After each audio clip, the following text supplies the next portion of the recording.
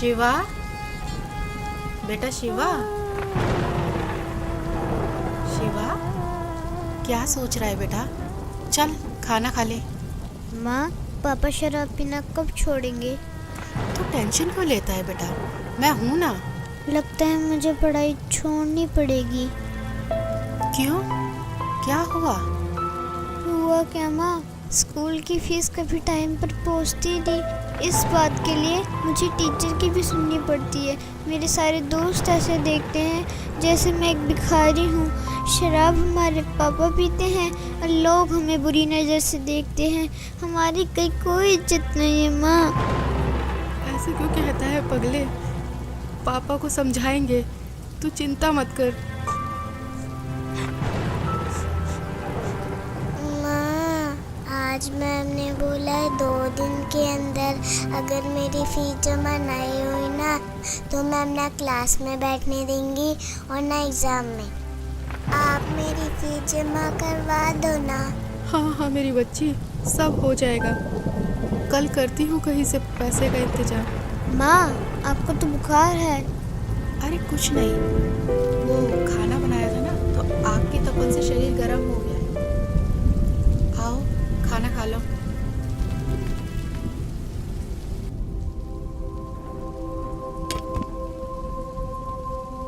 और हाँ, पढ़ाई छोड़ने के बारे में सोचना ही मत, समझे?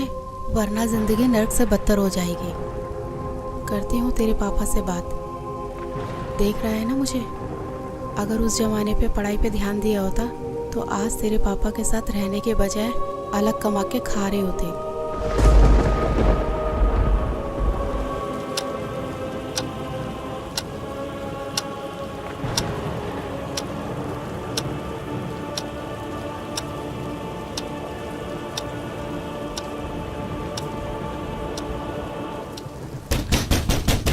साले, दरवाजा खोल।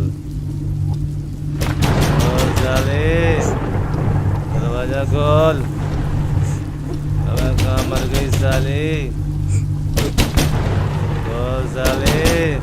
इनका तो रोज रोज का ड्रामा हो गया। आज तो दरवाजा खोलूंगी ही नहीं। खोल नहीं तो तोड़ दूंगा इसको।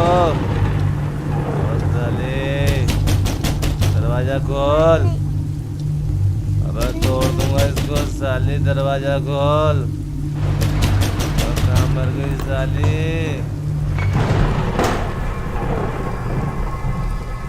तू करती क्या रहती है साली?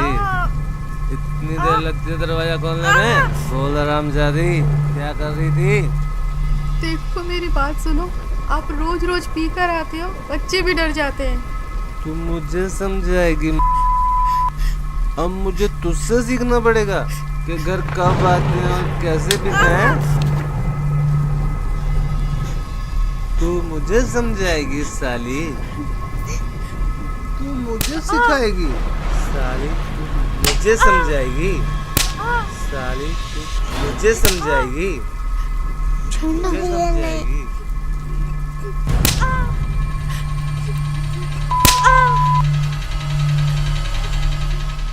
मुझे समझाएगी? पापा मत मारो ना माँ को, पहले से बीमार है। तेरी इतनी मजाल, तू मुझे रोकेगा? हैं? देख क्या रहा है? देख क्या रहा है? मत मारो। चल हट।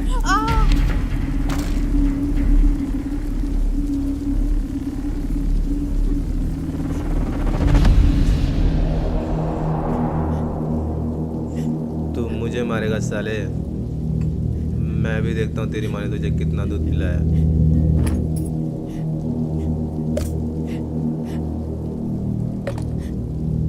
आजा मार, मार साले, मार।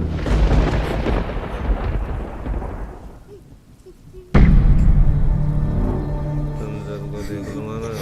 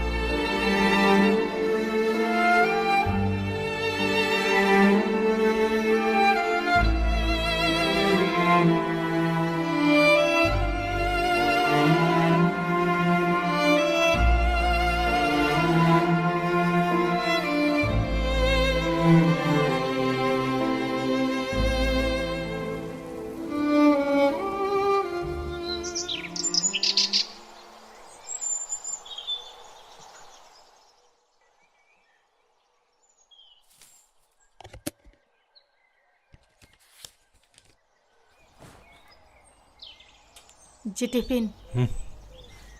सुनो,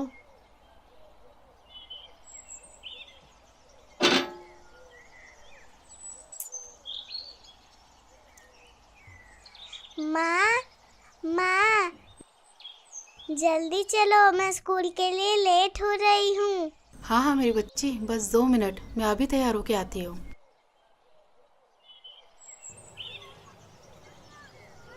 शिवा बेटा, तू आराम कर, मैं राधिका को स्कूल छोड़ के आती हूँ। ठीक है माँ।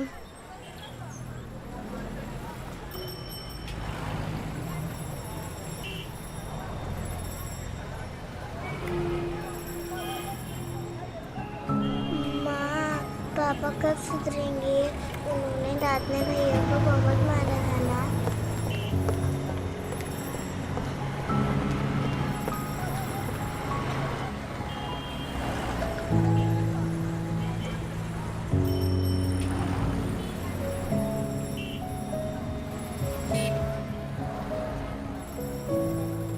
हे भगवान, कब तक इन बच्चों को दिलासा दूँ?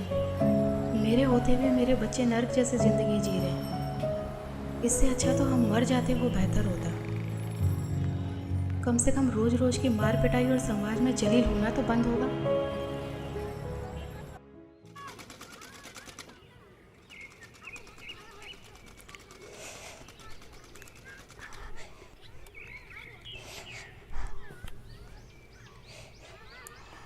अरे मैं बोल रही थी ना कि मैं लगा देती हूँ।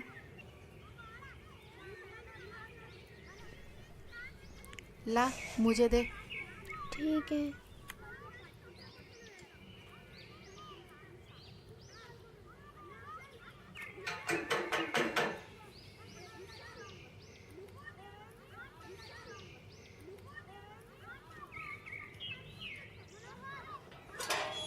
अरे नीलम दीदी, आइए आइए। और पुष्पा बहन, ठीक हो आप? बस दीदी, कट ही रही है। अच्छा, सूट सिल दिया मेरा? बस दीदी, वो आप ही का सूट सिल रही थी। अरे शिवा बेटा स्कूल नहीं गए आज? आंटी अरे वो कुछ नहीं, इसकी तबीयत खराब थी ना, तो इसलिए आज इसकी छुट्टी करा दी। अच्छा अच्छा पुष्पा, कल भाई साहब फिर शराब पी के आए थे क्या? रात को अब सबके चिल्लाने की आवाजें हमारे घर तक जा रही थी। क्या करे दीदी, पिछले जन्मों में कुछ पाप किए हुए हैं तो वो इस जन्म में भोगने ही पड़ेंगे। नहीं पुष्पा बहन, ऐसा नहीं है। मैंने आपको कितनी बार समझाया है, पूर्ण परमात्मा पाप कर्म दंड का भी नाश कर देते हैं। यहाँ तो पाप कर्म भोगते भोगते जिंदगी का ही नाश हो गया है, बस अब और नहीं। क्या मतलब? मतलब क्या है दीदी, इन्होंने सुधरना तो है नहीं, निकल जाऊंगी अपने बच्चों को लेकर, और क्या। कैसी बातें कर रही हो? ये तो समस्याओं का हल निकालने के बजाय उनसे दूर भागना हुआ। जब से इनके बिजनेस में घाटा हुआ है, इन्होंने तो घर का पूरा हुलिया ही बदल दिया है। रोज डेली शराब पी कर आते हैं और सारा गुस्सा हम पर उतारते हैं। हल निकालते निकालते मैं थक चुकी हूँ, बस अब और नहीं सह सकती। मेरे पास अब 2 ही रास्ते बचे हैं, या तो घर छोड़ के चली जाओ, नहीं तो फिर मैं आत्महत्या कर लूँ। नहीं पुष्पा, ये बिल्कुल गलत है, और आत्महत्या तो महापाप है। पुष्पा, अगर इस नरक भरी जिंदगी से निकलना चाहती हो तो उसका एक ही रास्ता है, जिसके बारे में मैं तुम्हें बार बार समझाती हूँ। तुम बस एक बार संत रामपाल जी महाराज जी से नाम दीक्षा ले लो, फिर देखना तुम्हारा जीवन कितना सुखमय हो जाएगा। एक सच्चे संत के पास हर समस्याओं का समाधान होता है। अच्छा मजाक करती हो दीदी, भला नाम दीक्षा लेने से भी इनका कुछ हो सकता है क्या? कितनी तो हमने झाड़ फूक करवा ली, कितने इनको नशा मुक्ति केंद्र में भेज लिया, और ना जाने कितनी इनको दवाइयाँ मैंने खाने में मिला कर दी, पर इनका नशा नहीं छूटा। और हाँ, आप बोल रहे हो कि गुरु बनाकर भक्ति करने से सब ठीक हो जाएगा, तो आपको बता दूं कि हमने काफ़ी गुरु बनाकर भी देखे हैं, पर इनका नशा छूटने के बजाय और बढ़ गया है, तो इन गुरुओं से भी कोई फायदा नहीं है। हाँ बिल्कुल सही कह रही हो पुष्पा बहन, लेकिन मैंने कहा ना, एक सच्चे संत से ही नाम दीक्षा लो, क्योंकि एक सच्चा संत आपके सभी दुखों को दूर कर सकता है। और संत रामपाल जी महाराज जी तो पूरे विश्व में एकमात्र ऐसे संत हैं जो शास्त्रों के अनुसार सत्य भक्ति बता रहे हैं, जिसके करने से राक्षस भी देवता बन जाते हैं। दीदी, मैं पहले से ही दुखी हूँ। मैं पैसे कहाँ से लाऊंगी गुरुओं के पास जाने के लिए? और आपको तो पता ही है कि घर की हालत कैसी है और इसके पापा कितनी शराब पीते हैं। मैं सब जानती हूँ, मैंने भी ये नरक भोगा है। पुष्पा बहन, क्या तुम भूल गई जब मेरे पति शराब पीते थे, वो घर के अंदर होते थे, मैं बच्चों को लेके बाहर रात गुजारती थी। जो भी हाथ में आता था वो सब कुछ बेच देते थे। हमें पीटना उनका रोज का काम था।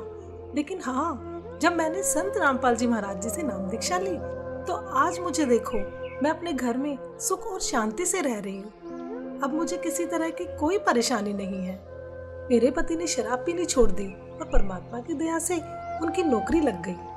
और हाँ, पैसों की चिंता मत करो, संत रामपाल जी महाराज जी के आश्रम में किसी तरह का कोई पैसा नहीं लगता। अच्छा। हाँ बिल्कुल। हाँ दीदी, सही कह रहे हो। आपकी पहले क्या हालत थी ये तो मैं अच्छे से जानती हूँ। तो फिर जब संत रामपाल जी महाराज जी से नाम दीक्षा लेने के बाद मेरे पति का नशा छूट सकता है तो भाई साहब का नशा भी गारंटी से छूटेगा। पता नहीं दीदी, वो दिन कब आएगा। मेरी बात मानो, कल मेरे साथ सत्संग में चलो, वहाँ से नाम दीक्षा ले लो, फिर देखना आपके पति की नशा करने की आदत भी छूट जाएगी और आपके घर की आर्थिक स्थिति भी ठीक हो जाएगी। जी ठीक है दीदी, कल संत रामपाल जी महाराज के सत्संग में भी चल के देख लेती हूँ। जहाँ इतना सब कुछ कर लिया तो इतना और सही। जी ठीक है जी।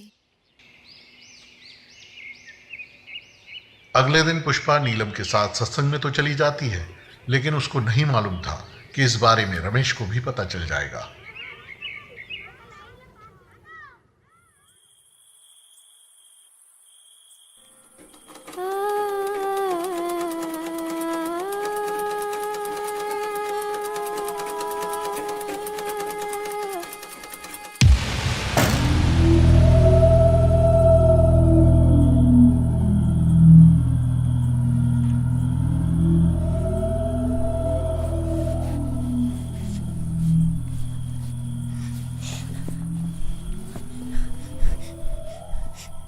क्यों री, बहुत शौक चढ़ाते हो सत्संग में जाने का?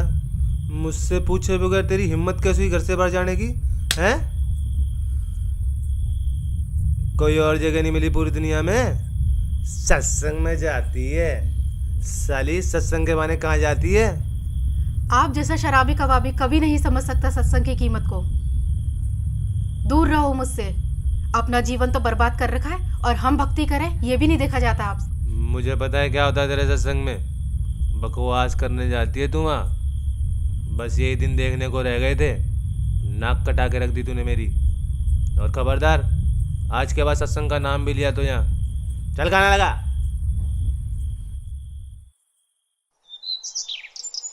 रमेश सत्संग को बहुत बुरी जगह मानता था, लेकिन कुछ दिन बाद जब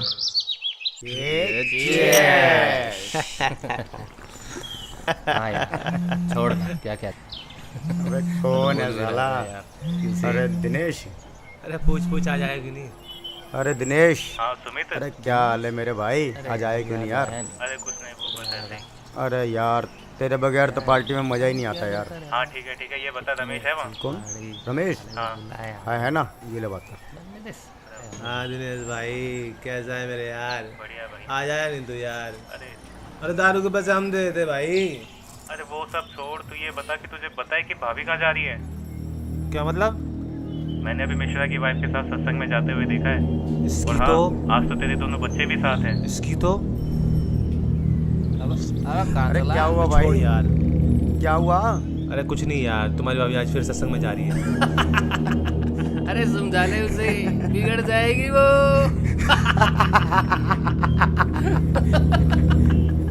हाँ भाई छोड़ यार, आकर बात करता हूँ यार।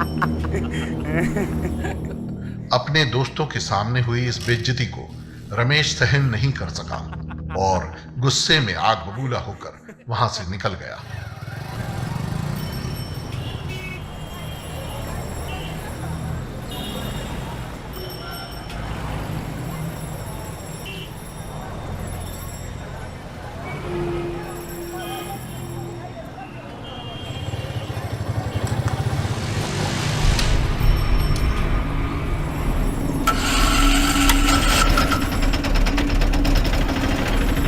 चल साली, आज तेरा सत्संग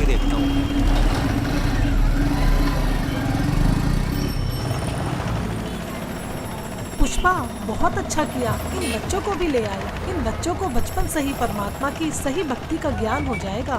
हाँ, आज छुट्टी थी ना इनकी, और इनके पापा भी सुबह सुबह कहीं अपने दोस्तों के साथ निकल गए, तो सोचा इन बच्चों को भी साथ ले चलो। बहुत अच्छा किया।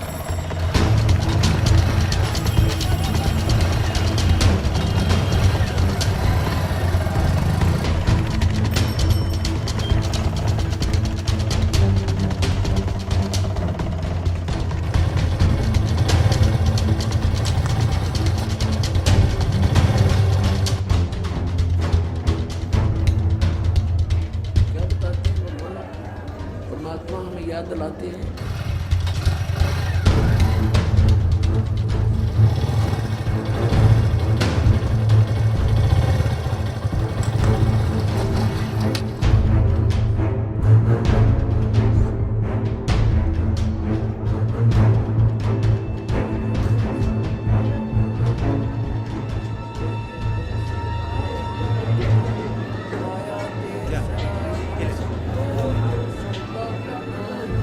तीन लोक और भवन चतुर्दशी, तीन लोक और भवन चतुर्दशी, सब जग संतान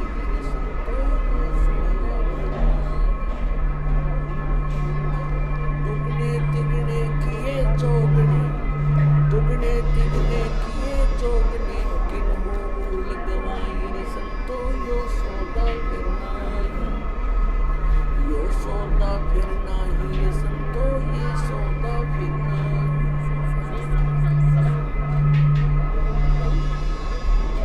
फिर क्या बताते हैं, यो दम टूटे पिंडा, सच है भगत जी, इधर नहीं जाना आपको। क्यों? क्योंकि ये बहनों का पंडाल है, आप उधर बैठ के भाइयों वाले पंडाल में सत्संग सुन लीजिए। उस दरगाह में मार पड़ेगी, उस दरगाह में मार। आश्रम में सभी को सत्संग सुनते हुए देखकर रमेश भी उन्हीं के बीच शांति से बैठ जाता है। मदरा पीवे कड़वा पानी, 17 जन्म समान के जानी। ओए, एक बार शराब पीता है तो 17 जन्म कंटिन्यू कुत्ते की योनि में जाओगा वो, एक बार। और जिसने बोतल की बोतल खाली कर रखी है उसका तो पता नहीं 1000 जन्म हो गएगा, 2000 जन्म कुत्ते के, और कुत्ते का जन्म तो एक कब तेरा। अब तो अफलातून पी के घुटी ला के शराब की और टिट्टी पाक जाए, और पत्नी रोवा खड़ी खड़ी कि ये रोटी खा ले ना मरेगा। वह थाली लेकर जाएगी, रोटी खा लो, और वो मारेगा ठोकर, दूर आ जा। वो पड़ेगी सारा दूर जाके पड़ेगा भोजन, और फिर उस दुष्ट आत्मा के साथ क्या होगा, कुत्ता बन के क्या खाएगा। जब तो ठोकर मारा था थालियों के, कुत्ता बनेगा, और फिर भूख लगेगी, सारी रात भौंकेगा, गली में पड़ेगा गर्मी सर्दी में। सुबह उठते ही कहाँ जाता है कुत्ता, रसोई में। मैं कहा उसने भोजन की, ऐसे ऐसे कर कर सीधा जाएगा जैसे कोई टोकनी है कोई नहीं, कि भूख लग रही, डट्टा जाना। अब वहाँ रसोई में अब कौन पढ़ दे उसको, मूर्ख को। कोई देख लेगा घर का सदस्य, पहले उसको करेगा तो, पर वो कानों पर घटाड़ा करे, भूख लग रही जोर की, सीधा ही चल पड़ता है वो। फिर उठा कर लठ उसके कड़े में ठोकेगा कमर में, फिर ट्या ट्या ट्या करता जाएगा गली में। फिर कुछ देर के बाद कुछ भूल सी पड़ेगी डंडे की, फिर सोचेगा भूख तक वो अंदर है ही, फिर दूसरे मकान की तरफ चलेगा। वहाँ उसके भाग और दुर्भाग्य, उसने कोई टूक मिला या लठ मिला या जूत मिला। जब वहाँ भी उसकी सेवा लठ से होगी तो फिर वो प्रयत्न छोड़ देता उस दिन का, फिर वो बाहर भागता जंगल की तरफ। वहाँ क्या खाता है, टट्टी खा के आता है। अर्ध पी के शराब मारा था ठोकर। तो ये कर्म याद दिलाए जाते हैं। ये किसी डोम बाट के गीत नहीं भाई, भगवान की बताई हुई गाथा, और जिन महापुरुषों ने इसका लाभ उठाया वो आपके प्रत्यक्ष कर दिया, और दास ने इसका अनुभव हुआ, और आप भी पार हो गए। इस ज्ञान को जितना फैलाओगे आपको उतना ही पुण्य मिलेगा, ये सत्कर्म मान लेना। सभी आपके भाई बहन हैं, भटक रहे हैं, प्यार से समझाना, क्योंकि प्यार से मानेंगे एक बार तो सबको रिएक्शन होगा ही होगा, क्योंकि काल बैठा है। ये बानी सुना दो, उनको कोई चिप दे दो, वो सुनते रहेंगे, काल भाग जाएगा, फिर वो अपने आप यहाँ आएंगे। आपके भाई बहन विश्व के प्राणी सब एक परमात्मा के बच्चे, ये ध्यान रखना।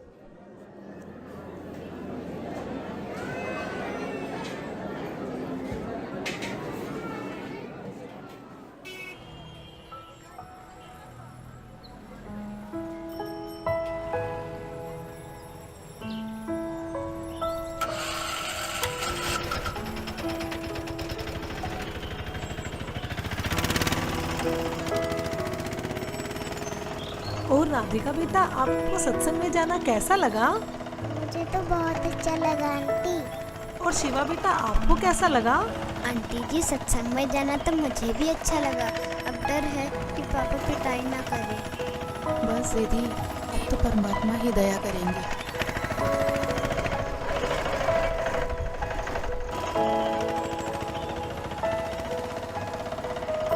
अच्छा पुष्पा, चिंता मत करना। सत साहेब जी। अच्छा बच्चों, सत साहेब।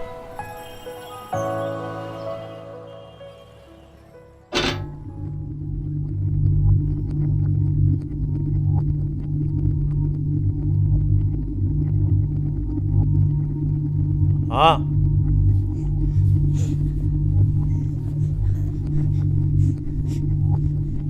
कहाँ गए थे तुम? जी वो यहीं बस वो चुप कर। कहाँ लगा? पता नहीं कहाँ घूमती रहती है। जी ठीक है, लगाती हूँ।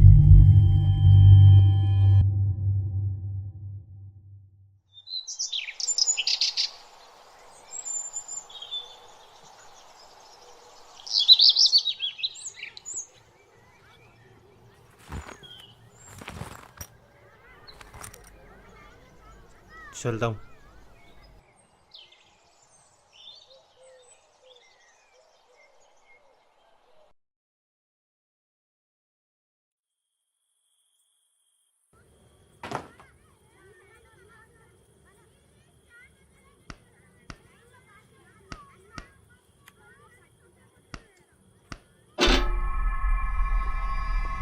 माँ,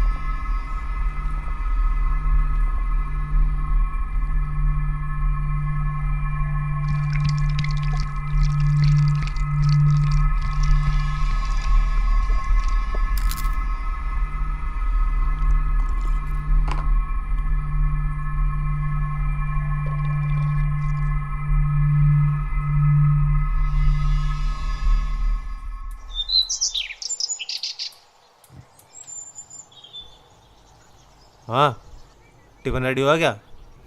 जी हाँ। क्या देख रही है? जी कुछ नहीं।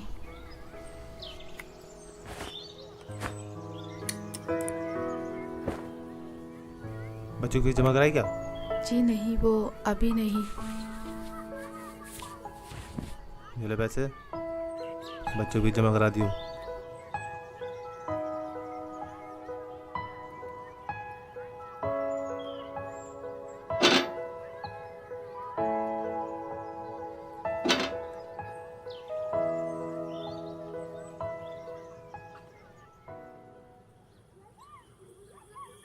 कुछ दिन से रमेश शाम को जल्दी घर आने लगता है, जिसे देख पुष्पा असमंजस में पड़ जाती है।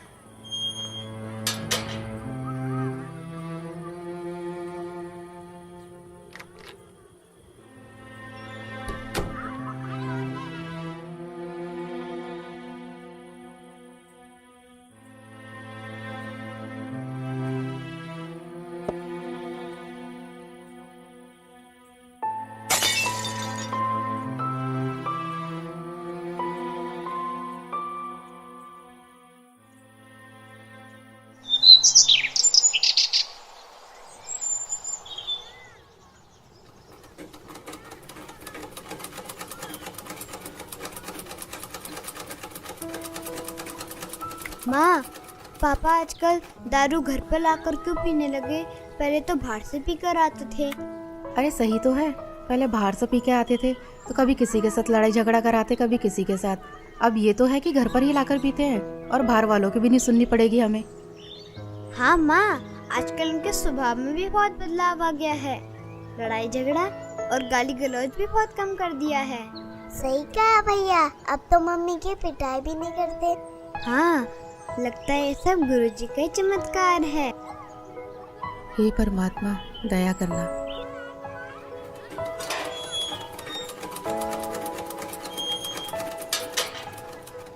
अरे नीलम दीदी, आइए आइए। और पुष्पा कैसी हो? बस दीदी, मालिक की दया है। अच्छा पुष्पा, मैं ये बताने आई थी, कल सत्संग है आश्रम में, क्या आप चलोगे? नहीं दीदी, कल तो इनके पापा की छुट्टी है तो नहीं हो पाएगा। कोई नहीं। हाँ, अगर पिछली बार की तरह इनका बाहर जाना हुआ तो चल पड़ेंगे। जी मालिक ही दया करेंगे। अच्छा बहन, चलती हूँ। सत साहेब। सत साहेब।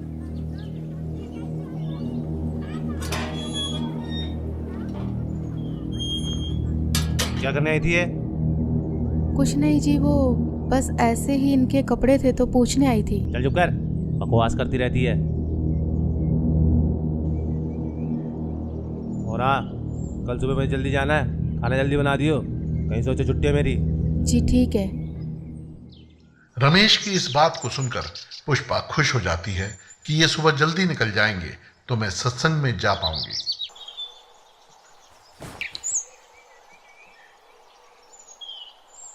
अच्छा ठीक है, मैं जा रहा हूँ।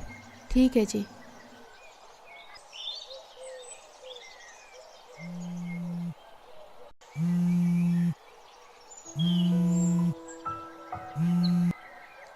हाँ नीलम दीदी।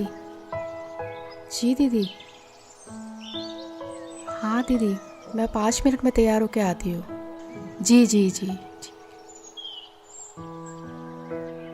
माँ, हमें भी ले चलो ना सत्संग में। हाँ माँ, हाँ बहुत अच्छा लगता है। ठीक है मेरे बच्चों, तुम्हें भी लेके चलती हूँ, चलो। पुष्पा आज भी नीलम के साथ अपने दोनों बच्चों को लेकर सत्संग में पहुंच जाती है, इस बात से बेखबर कि आज यहाँ उसके साथ क्या होने वाला है। कोई आपत्ति आओगी कैसे खड़ा करूंगा। और क्या बताना चाहा था, जो परमात्मा 18 लाख व्यक्तियों को और 3 दिन तक भोजन भंडारे, लड्डू, जलेबी, कचौड़ी, पकौड़ी और दोहर और असरफी दे सकता है एक झोपड़ी में बैठा व्यक्ति, वो समर्थ कितना है। और आपको क्या नहीं दे सकता, पूरे विश्व को खिला सकता, वो पूरे असंख्य ब्रह्मांडों को 1 सेकंड में सब कुछ भर दे, हरा भरा कर दे इस पृथ्वी को, और आपका घर भर दे पूरा। अगर विश्वास करोगे तो ये सत्कर मान लेना, उस समर्थ का सहारा आपको है। हाँ हाँ दीदी, बहुत अच्छा लगा। और मैं तो सोच रही थी और हाँ दीदी, कल तो कमाल हो गया। मुझसे पूछ रहे थे कि बच्चों की फीस जमा करा दी, तो मैंने कहा नहीं, तो मेरे हाथ में पैसे रख के चले गए। अच्छा हाँ बहन, परमात्मा पर ऐसे ही विश्वास रखो, परमात्मा जो चाहे सो कर सकते हैं।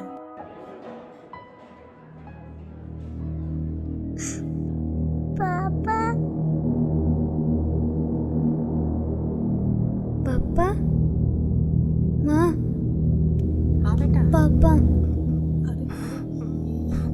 अरे पुष्पा जाओ। नहीं दीदी, मैं नहीं जा रही। जाओ जाओ। ठीक है, जाती हूँ।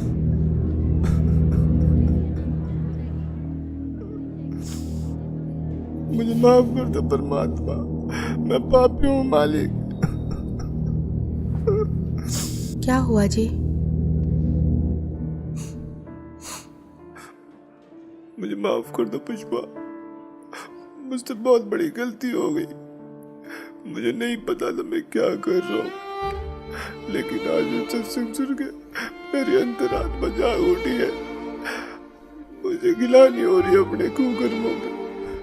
मुझे माफ कर दो पुष्पा। कोई मुझे नहीं, माफ कर आप दो। रोइए मत।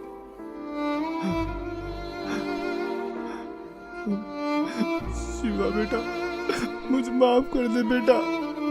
मैं आज के बाद कभी भी तुम्हें शिकायत का मौका नहीं दूंगा। राधिका बेटी, तेरे पापा सुधर गए बेटा, मैं प्रॉमिस करता हूँ मैं शराब को कभी हाथ भी नहीं लगाऊंगा। मुझे माफ कर दो बच्चों।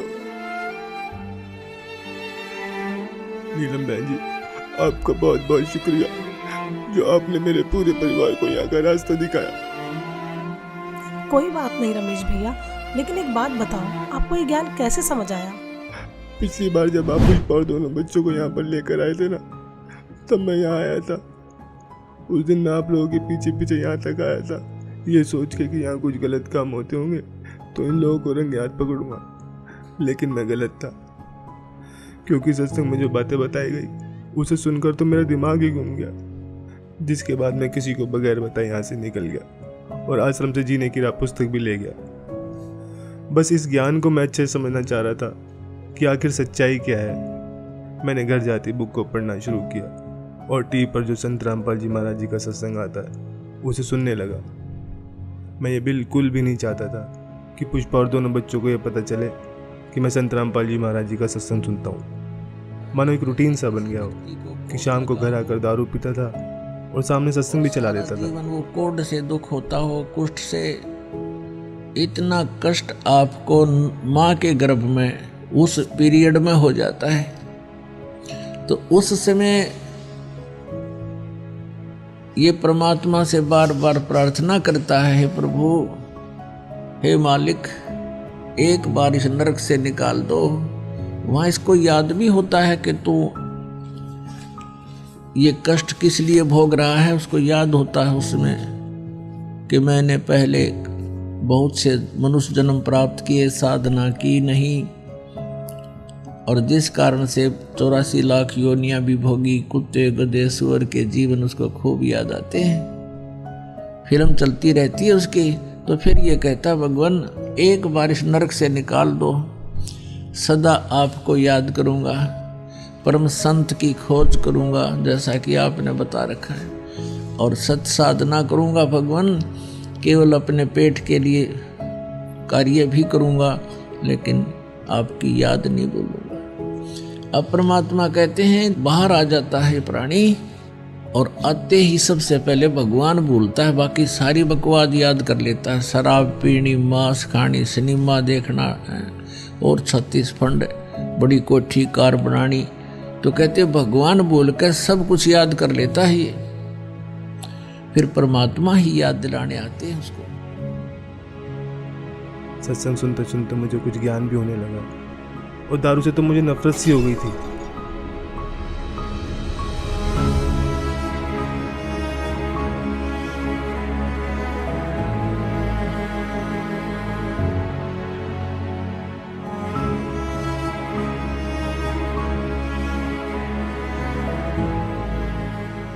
और फिर कल जब आप घर पर आए, पुष्पा से सत्संग में चलने के लिए पूछ रहे थे ना, तब मैंने आप दोनों की सारी बातें सुन ली थी। मैं बिल्कुल भी नहीं चाहता था कि पुष्पा और दोनों बच्चे मेरी वजह से सत्संग में ना जा पाए, इसलिए मैंने पुष्पा से झूठ बोला कि मुझे सुबह कहीं बाहर जाना है। फिर मेरे मन में भी आया कि क्यों ना मैं भी आज सत्संग में चलूं, तो आज मैं भी सत्संग में आ गया। संत रामपाल जी महाराज वाकई में पूर्ण संत हैं, जिन्होंने मेरे पूरे परिवार के साथ साथ मुझे भी यहाँ खींच लिया और मेरे अंदर के राक्षस को मारकर एक देवता बनने का रास्ता बताया।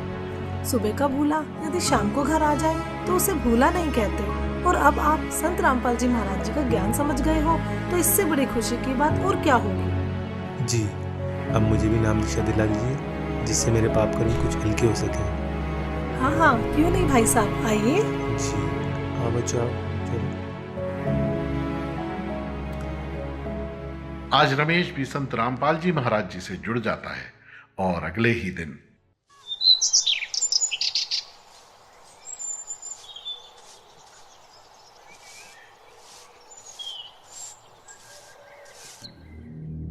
ये क्या कर रहे हो आप? कल तो आप कह रहे थे कि आज के बाद शराब नहीं पीऊंगा।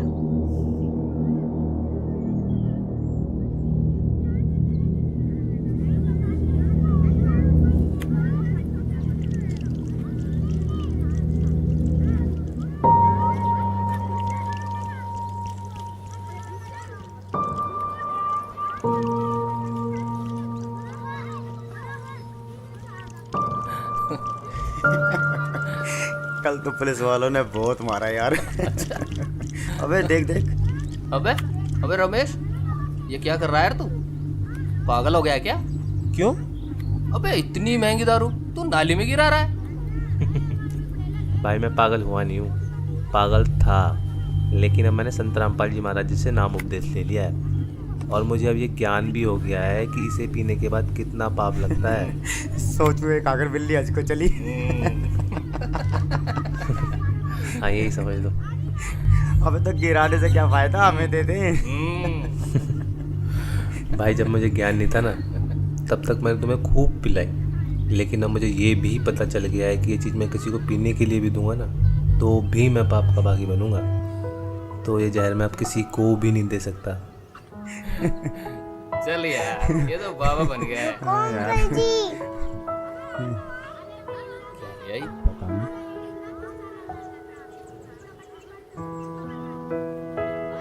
अरे ये क्या ले आई? ये हमारे गुरुजी संत रामपाल जी महाराज की पुस्तक। जीने की राह? हाँ अंकल जी, जीने की राह, जिसे पढ़ने के बाद लाखों लोगों ने भी नशा छोड़ा है। तो आप भी पढ़िए।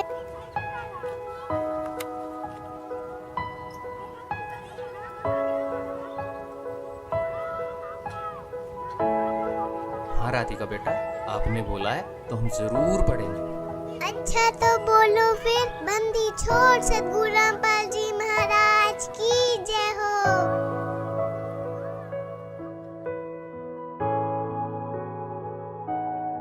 तो दोस्तों आपने देखा आखिर किस प्रकार रमेश का नशा छूट जाता है। संत रामपाल जी से जुड़कर लाखों लोगों ने अपना नशा छोड़ा है। संत रामपाल जी ही पूरे विश्व में एकमात्र ऐसे संत हैं जिनके लाखों फॉलोअर्स हैं, जिनमें से कोई भी नशे पते को हाथ तक नहीं लगाता। उनका मिशन है कि पूरे विश्व से नशे को खत्म कर सबको सत भक्ति मार्ग पर लगाना, ताकि आप और हम सभी मनुष्यधारी जीवों का यह मनुष्य जीवन सफल हो जाए। धन्यवाद।